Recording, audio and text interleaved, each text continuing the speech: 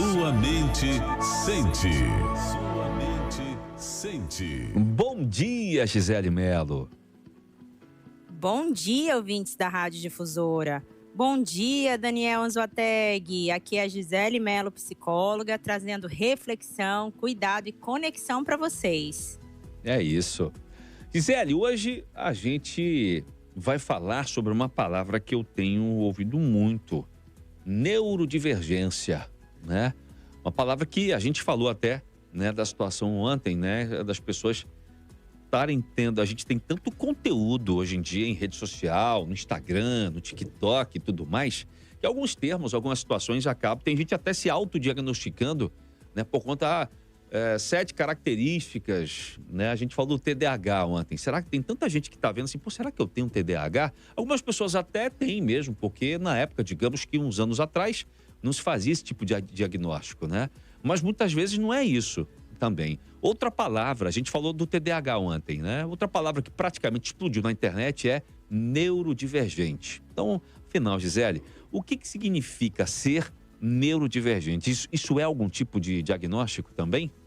Olha, essa palavra neurodivergente não é um diagnóstico médico específico. Neurodivergência é um termo guarda-chuva, ou seja, é amplo, usado para falar sobre pessoas cujo funcionamento neurológico ou cognitivo se distancia dos padrões que nós consideramos típicos, tá? E existe aí uma curiosidade muito interessante que eu vou contar para vocês.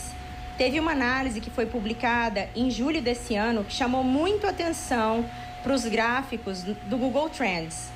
O interesse pela palavra neurodivergente cresceu de maneira muito exponencial desde 2020 até hoje, nesses 6 últimos anos.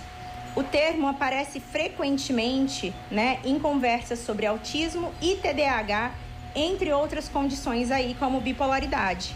Isso criou uma comunidade e permitiu que muitas pessoas finalmente encontrassem palavras para experiências que elas viveram por décadas. Mas também, gente, criou um fenômeno de autodiagnóstico. A pessoa vê assim, ó: ah, você odeia barulho lá no vídeo do TikTok, né? Você não gosta de etiqueta de roupa? Ai, você fica cansado depois de socializar muito? Aí ela pensa, sou autista, hein? Olha, não necessariamente, minha gente. Características humanas existem em espectros. A pergunta clínica é sempre muito mais ampla para a gente fazer um diagnóstico. Quantas vezes isso aparece? Desde quando? Em que ambientes? Qual impacto isso produz na pessoa? Se tem outras explicações, ou seja, nada é tão simples assim. E pior que muitas pessoas, Gisele, acabam até vendo um vídeo desse de TikTok, de Instagram, né? Se enquadram, de repente, aí nessas características e já se fazem um diagnóstico e já vão, aí depois ainda vão para o ChatGPT, né? Para saber o que fazer. Vamos para alguma inteligência artificial. Realmente é perigoso. Fica aqui o alerta, fica a dica, a gente tem que procurar orientação profissional. E, Gisele, por que tanta gente só percebe, então, essas características na vida adulta, hein? Olha, é porque algumas pessoas aprenderam a fazer compensações. E também, hoje, a gente tem muito mais informação disponível. Uma pessoa pode ter crescido numa época em que determinadas características eram chamadas só de "ih, que cara esquisito", ou que mulher antissocial, "ah, ele é muito distraído", "a fulana é sensível demais", né?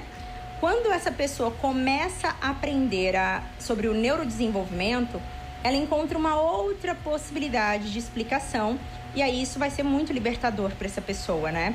Desde que a descoberta leve a conhecimento e não só a rótulos. Entendi.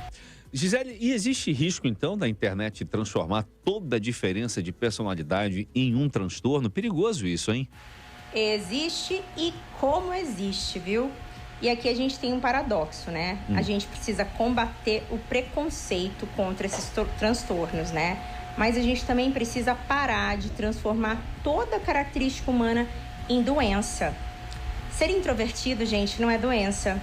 Gostar de rotina não é automaticamente autismo. Ser distraído não é automaticamente TDAH. Gostar de tudo organizado não é automaticamente TOC. O objetivo da psicologia não é a gente patologizar a humanidade, é a gente ajudar a entender quando determinado padrão produz um sofrimento ou um prejuízo significativo e quando ele é simplesmente parte da nossa diversidade. Tá bom, tá certo. Tá aí, então. Essa é a dica, a orientação aí, né, da Gisele Mello, que é psicóloga. Você conhece, confere mais do trabalho dela acessando lá o seu perfil no Instagram, @Gisele Mello Psi. Gisele, mais uma vez, sempre muito bom conversar com você. Muito obrigado, viu, querida? E um bom dia pra gente.